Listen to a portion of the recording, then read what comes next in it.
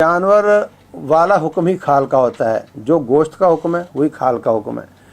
जो जो आपकी कुर्बानी के गोश्त का हकदार है वही वही उसकी खाल का भी मुस्तहक है। ये नहीं कि सिर्फ गरीब को देनी है, आप गैर गरीब को भी दे सकते हैं, मदरसे मस्जिद को, या मस्जिद को तो खैर दूसरा माल देना ज़्यादा बेहतर है, क्योंकि मदरसे में तो तालिब इल्म या असातिज़ा वो इंसान है, ले लेंगे।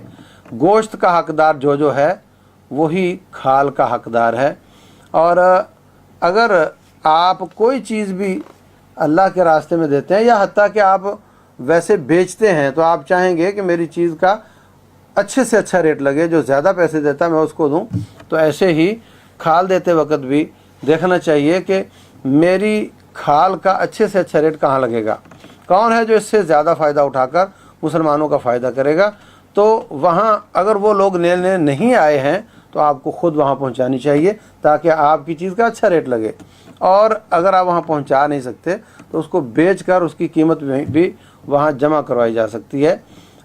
इसी तरह खाल को अपने घर ही उसको रंग देकर घर में रखना भी जायज़ है, अपने किसी रिश्तेदार को देना भी जायज़ है।